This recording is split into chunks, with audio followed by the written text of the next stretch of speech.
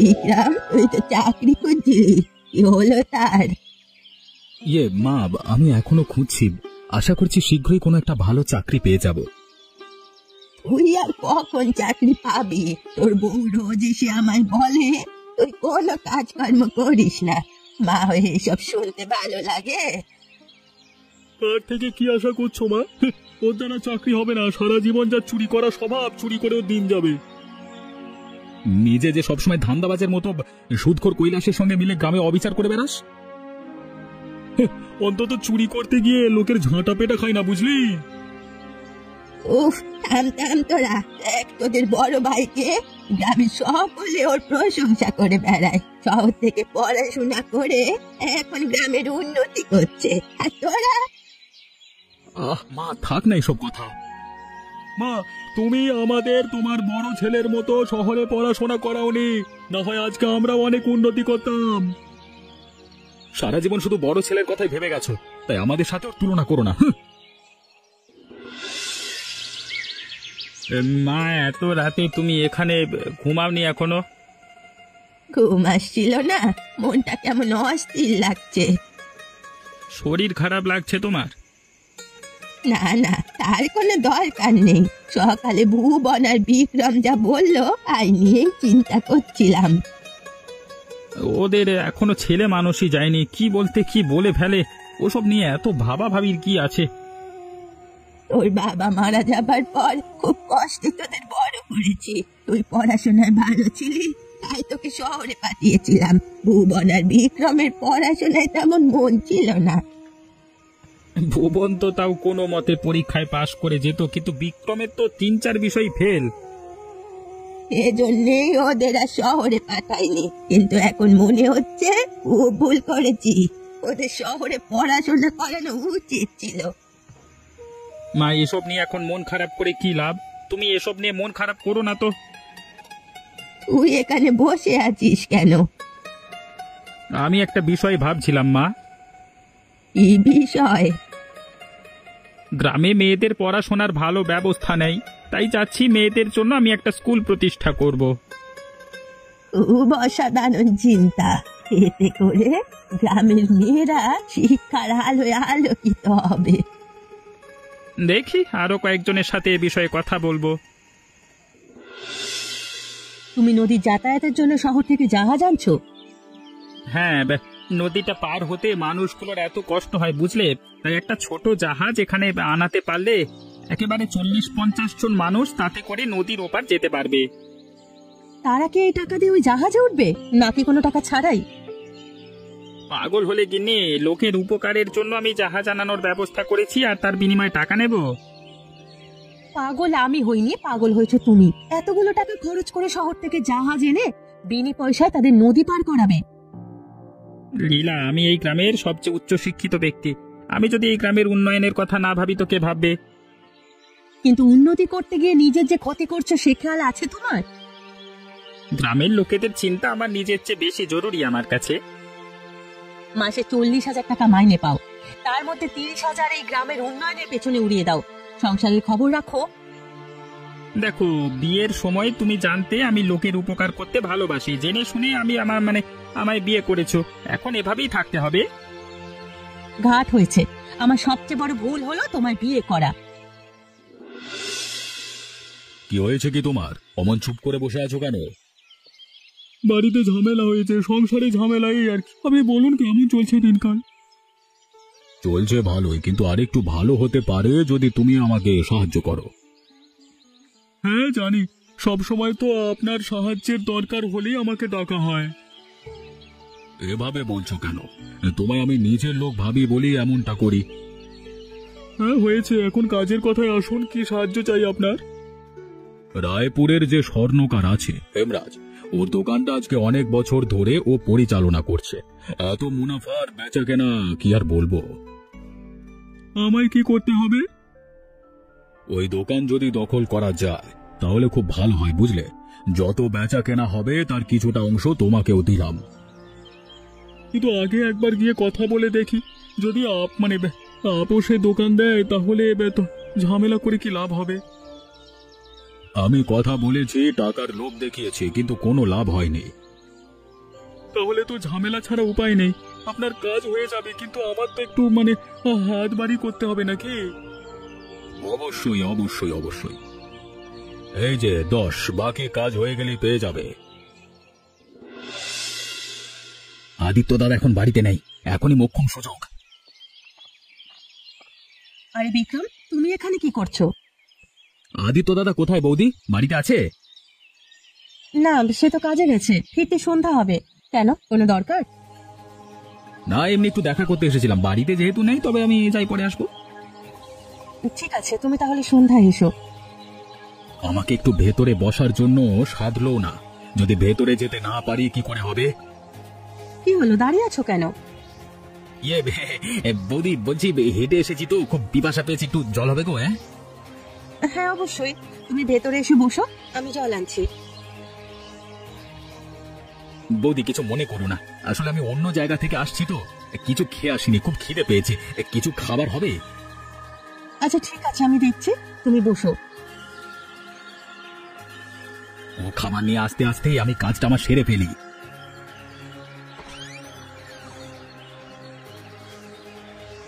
এই হার বেচলে আমার 1 মাসের বাজার খরচ তো চলেই আসবে, তাড়াতাড়ি লুকিয়ে নি। আমার প্রথম থেকে সন্দেহ হচ্ছিল তুমি যে চোর, সে কথা কানে শুনেছিলাম আর নিজের চোখে দেখে নিলাম। ছি ছি ছি ছি। বৌদি আমার ভুল হয়ে গেছে, আমাকে ক্ষমা করে দাও বৌদি। বৌদি, তুমি দিনে দুপুরে নিজের বড় ভাইয়ের বাড়িতে এসে চুরি করছো, আজ আমি তোমার দাদাকে সব বলবো।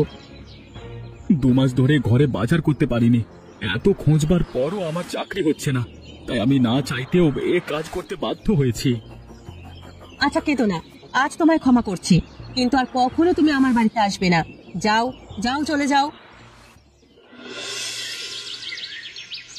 লীলা, তোমাকে তো খুঁজেই পাওয়া যায় না, সকলে আমার বাড়িতে আসলেও তুমি খুব একটা আসো না।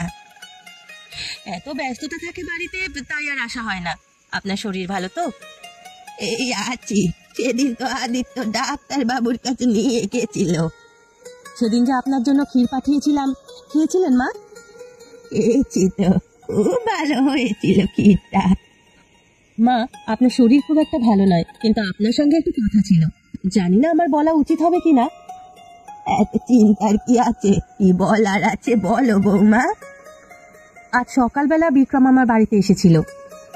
সে কেন তোমার বাড়িতে গিয়েছিল? আমায় বলল আদিত্যর সাথে দেখা করতে এসেছে, কিন্তু যখন শুনলো আদিত্য বাড়িতে নেই, ও আমার কাছে জল চাওয়ার বাহানায় ঘরে ঢোকে। যেই আমি জল আনতে যাই ঘরে, তারপর কি করেছে বৌমা, বলো কি করেছে ও? ও ও আমার সোনার হার চুরি করার চেষ্টা করে। আমি আদিত্যকে বলতে চেয়েছিলাম, কিন্তু বিক্রম অনুরোধ করলো যেন আমি না বলি। এসব শোনার আগে আমার মরণ হলো না কেন? এই ছেলের জন্য মান সম্মান আমার আর রইল না বৌমা, তুমি আমায় ক্ষমা করো, আমি ওর হয়ে ক্ষমা চাইছি। কি করছেন মা, আপনি কেন ক্ষমা চাইছেন? আপনি শান্ত হন।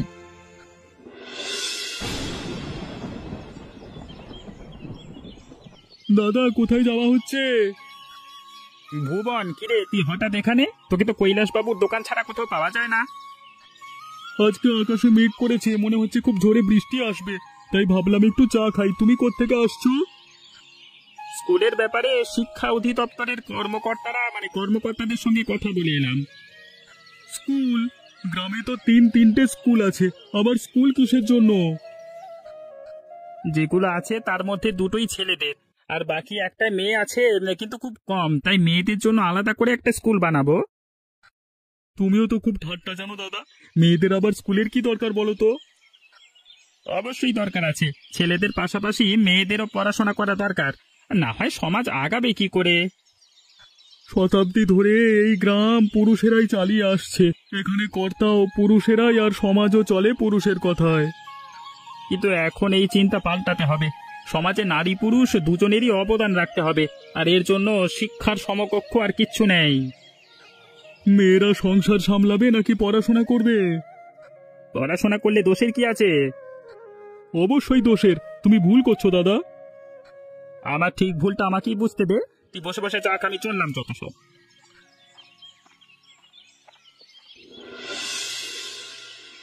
কি অপরূপ, বউ লোকের বাড়িতে কাজ করে, সে টাকা দিয়ে শুধু চিনি কিনে চা বানিয়ে দিয়েছে, আর বেকার স্বামী বসে বসে গিলছে। তো কে বলেছে তোমাকে লোকের বাড়িতে কাজ করতে? কি দরকার ছিল চাকরানির মতো খাটুনি করবা? হ্যাঁ, তুমি তো আমার মহারানী বানিয়ে রেখেছো, তাই সুখে আমি লোকের বাড়িতে কাজ করছি। আমি তো চেষ্টা করছি, চাকরির জন্য কত জায়গায় কথা বলেছি, তাও কাজ হচ্ছে না। এতে আমার কি দোষ? তোমার কোনো দোষ নেই, দোষ আমার ভাগ্যের, যে দেখে শুনে তোমার মতো লোকের সংসারে আমার ঠাঁই হলো। গিন্নি, সকাল সকাল এসব চিৎকার চেঁচামেচি আমার একদম ভালো লাগে না। যতদিন না অব্দি নিজে কিছু একটা করতে পারছো, টাকা কামাই করতে পারছো, ততদিন অব্দি এমন চিৎকার চেঁচামেচি শুনতে হবে। এতই যদি সমস্যা হয় আমার সাথে সংসার করতে, যাও, চলে যাও, তোমার বাপের বাড়িতে চলে যাও, মুক্তি দাও আমাকে। চিন্তা করে না, খুব শীঘ্রই যাব, এবার আর ফিরে আসবো না। এসো না, আসতে বলেছে কি? তুমি না আসলে আমি বাঁচি। আমি তো লোকের বাড়ি কাজ করে টাকা কামাই করে আনছি, আমি গেলে দেখবো কি করে তোমার কপালে দুবেলা ভাত জোটে। কে শুনছি ভুবন, তোমার বড় ভাই আদিত্য নাকি মেয়েদের জন্য স্কুল করছে, মেয়েদের পড়াশোনা করাবে? হ্যাঁ, এ নিয়ে ওর আর আমার মধ্যে দ্বন্দ্ব চলছে। এত করে বারণ করলাম, কোনো মতেই আমার কথা শুনছে না। থাক, গ্রামের ভালো করতে চাইছে, কিন্তু হাসির ব্যাপার হলো স্কুল খুলবে ঠিকই, কেউ তাদের মেয়ে পড়াশোনা করতে পাঠাবে না। যা বলেছেন, যখন দেখে স্কুলে কোনো মেয়ে আসছে না, নিজে থেকেই দোকান বন্ধ করে দেবে। সেসব ছাড়ো, আমার কাছে তোমার জন্য খুব ভালো একটা প্রস্তাব আছে। কিসের প্রস্তাব বলুন শুনি। তোমার বাবা মারা যাবার বছর কয়েক আগে যে 6 বিঘা একটা জমি কিনেছিল, বর্তমানে ওই জমির চাহিদা অনেক। তো যদি ওই জমি বেচতে আমায়। প্রশ্নই আসে না, ওই জমি মায়ের নামে আছে, আর মা তার স্বামীর শেষ স্মৃতি কিছুতেই বেচবে না। ভেবে দেখো ভুবন, তোমাকে আমি 6 লক্ষ টাকা দেব। 6 লক্ষ টাকা? অবশ্যই, ওই জমি আমার খুব মনে ধরেছে, দেখো যদি রাজি করতে পারো তোমার মাকে। আচ্ছা বেশ, আমি আজকে রাতে মায়ের সঙ্গে এ ব্যাপারে কথা বলে দেখব, হয়তো কিছুটা আপত্তি করবে, কিন্তু আমি ঠিক মানিয়ে নেব।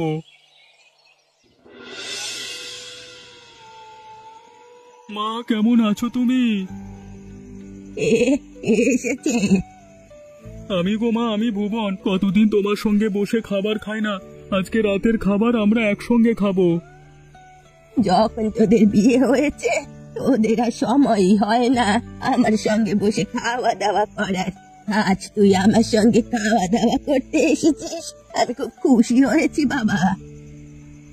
মা, বাবার ওই যে 6 বিঘা জমিটা আছে না, ওই জমি নিয়ে তোমার কোনো পরিকল্পনা আছে? ওই জমি? না তো, ওই জমি নিতে কি পরিকল্পনা থাকবে, ওই জমি তোর বাবা স্মৃতি হিসেবে রেখে দিয়েছে, ভবিষ্যতে তোদের নামে লিখে দেব। মা, আমায় কৈলাস বাবু একটা প্রস্তাব দিয়েছেন, বলছেন তিনি আমাদের ওই 6 লক্ষ টাকা দেবেন ওই জমির বিনিময়ে। না, এ কাজ করা যাবে না, তাকে বল আমি ও জমি বেচবো না। ওই জমি তো পড়েই আছে, ভাবো 6 লক্ষ টাকা পেলে তোমার চোখের চিকিৎসাও করানো যাবে মা। ওই জমি তোর বাবার শেষ চিহ্ন, ওই জমি আমি কোটি টাকার বিনিময়েও বেচবো না। এই জন্যই তোমায় কোনো কথা ভালোবেসে বোঝাতে নেই, তোমায় অন্যদের মতো করেই বোঝাতে হবে। আমি যাচ্ছি। তুই না বলেছিস একসঙ্গে খাবার খাবি? খাবারে নিকুচি করেছি।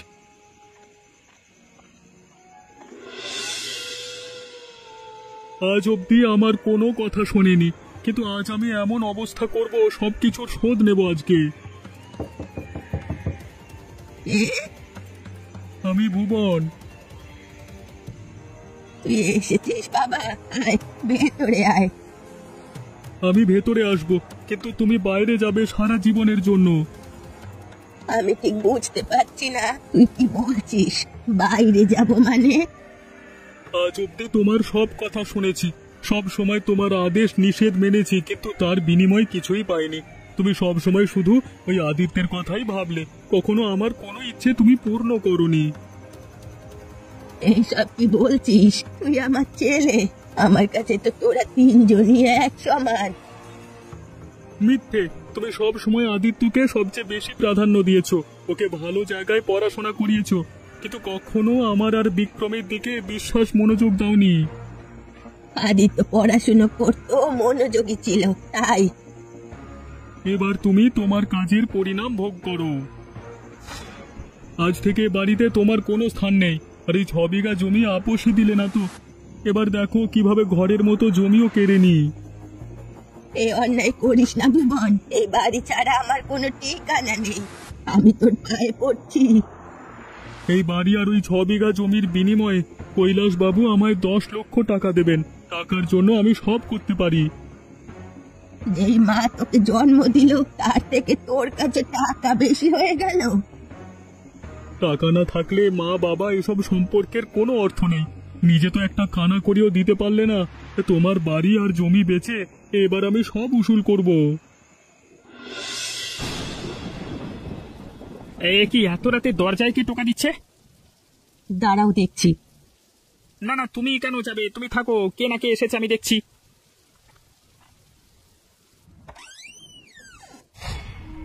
মা, এত রাতে তুমি এই ঝড়ের মধ্যে এখানে কি করছো?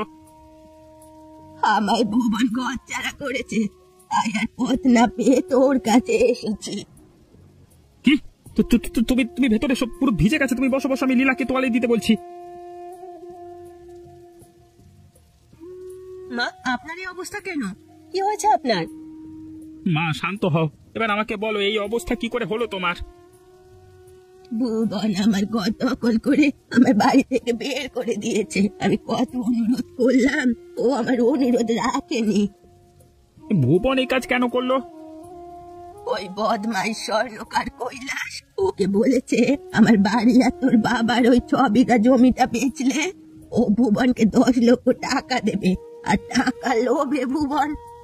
ছি ছি, টাকার জন্য নিজের মাকে ঘর ছাড়া করে তাড়িয়ে দিল। হ্যাঁ গো, আমার ভাইগুলো এমন কেন? এতদিন লোকের সাথে জুলুম করে বেড়াতো, কত লোকের সাথে অবিচার করে আজকে টাকার পাহাড় করেছে। লোকে এসে আমায় বলতো ভুবনের অন্যায়ের কথা, কিন্তু কখনো ওকে আমি কিছু বলিনি। কিন্তু আজ আমাদেরই ভুল হয়েছে মা, আমাদের আরো অনেক আগেই সতর্ক হওয়া উচিত ছিল।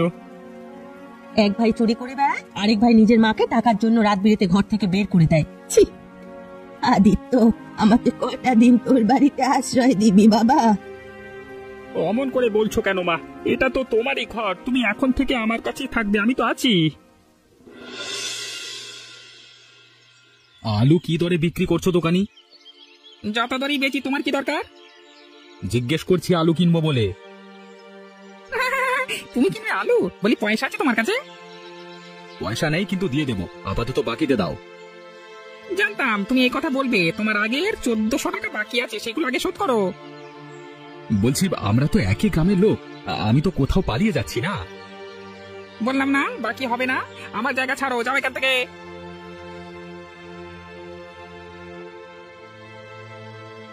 আরে আরে, তুমি আলু চুরি করছো? এই চোর, চোর কোথাকার! এই দাঁড়াও, তুমি চুরি বার করছো তোমার দায়ে, সবাই মারো, ঠেও, তুমি ঠেও। এখানে তো ভিড় কেন? আরে সরুন সরুন। আদিত্য বাবু, আপনার ভাই বিক্রম দিনে দুপুরে আমার দোকান থেকে সবজি চুরি করছিল। বিক্রম? আমি দুঃখিত, ওর হয়ে আমি ক্ষমা চাইছি। ওকে ওকে ছেড়ে দিন। আপনি বলছেন বলে ছেড়ে দিচ্ছি, নয়তো পুলিশ ডাকতাম আমি। হ্যাঁ, আমার মান সম্মান কিচ্ছু রাখলো না, গ্রামের লোকের সামনে আমার মাথা হেট করে দিল। এই শুনছো, সকাল থেকে প্রায় দুপুর হতে চললো, মা এখনো ঘুম থেকে ওঠেনি। সে কি? মা তো কখনো এত বেলা অবধি ঘুমায় না। ডাকনি তুমি? সকাল থেকে অনেকবার ডাকলাম, কিন্তু কোনো সাড়া দিচ্ছে না। কি বলছো কি তুমি? সরো সরো, আমি গিয়ে দেখছি। মা, ও মা, এত বেলা হতে গেল, এখনো তুমি ঘুমিয়ে আছো? আরে ওটো ওটো, কিছু খেয়ে দুপুরে না হয় ঘুমাবে। ও মা, পুরো শরীর তো বরফের মতো ঠান্ডা হয়ে আছে। না না না না, এই হতে পারে না। মা ওটো ওটো, তুমি আমাদের ফেলে যেতে পারো না মা। আমি কত নির্বোধ, সকাল থেকে নড়চড় নেই, তাও একটি বাড়ির জন্য বুঝতে পারিনি। হে উপরওয়ালা, কি হয়ে গেল? আগে তুমি ক্ষমা করে দিও মা। তুমি বোনের মধ্যে অনেক কষ্ট নিয়ে পৃথিবী থেকে বিদায় নিয়েছো মা। আমি কিছু করতে পারিনি, তুমি আমায় অনাথ করে চলে গেলে, আমাকে ক্ষমা করে দিও মা। তোদের সাহস কি করে হলো আমার বাড়িতে পা রাখবার? এভাবে কথা বলছিস কেন? ভাই হয়ে ভাইয়ের বাড়িতে আসা কি অপরাধ নাকি? আমার কোনো ভাই নেই, যে দুই ভাই ছিল তারা মরে গেছে। কেমন ছেলে তোরা! মায়ের মৃত্যুর খবর শুনেও শেষবার দেখতে এলি না? আমি কিছু জমির কাছে রায়পুর গেছিলাম, তাই আসতে পারিনি মায়ের সৎকারে। এতে এত কথা শোনাবার কি আছে? মায়ের মৃত্যুতে যখন আসতে পারিসনি, এখন কেন এসেছিস? তোদের দেওয়া কষ্টই মায়ের মৃত্যুর কারণ। চলে যা। ওদের আমি ডেকেছি আদিত্য। মোহন, ওদের কেন ডেকেছো এখানে? এমন একটা কথা যেটা আজ অব্দি আমি আর বুড়ি মাসিমা ছাড়া আর কেউ জানতো না। কি? সেটা কি? এটা হলো আমার বাবার 6 বিঘা জমির কাগজ। ওই জমি দুভাগ করে তোমাদের 3 ভাইকে সমান ভাগে লিখে দিয়ে গেছেন কাকিমা। ওই জমি আমাদের নামে লেখা? হ্যাঁ, শুধু তাই নয়, মাসিমার জীবন বীমা করানো ছিল, যা শুধু আমি জানতাম। তিনি আমায় বলেছিলেন তার মৃত্যুর পর বীমার টাকা তোমাদের আমি বুঝিয়ে দিই। মোট 13 লক্ষ টাকা আছে, তোমরা ভাগ করে নিও। মা আমাদের জন্য এত কিছু করলাম, বাড়ি ছাড়া করেছিলাম তাকে। আজীবন মাকে সবার সামনে অপদস্থ করেছি, মাকে শেষবার দেখতে আসিনি, অথচ এবার তোরা মায়ের মূল্য বুঝলি রে। যদি নিজের ভুলের উপলব্ধি হয়ে থাকে তবে মায়ের নামে শপথ কর, তোরা সব খারাপ কাজ ছেড়ে দিবি। আমি শপথ করছি দাদা, আমি আর কখনো কোনো অন্যায় অবিচার করব না। সবার থেকে আমি ক্ষমা চাইবো। আমি আর কখনো চুরি করব না, কিন্তু আর কি করে মায়ের কাছে ক্ষমা চাইবো?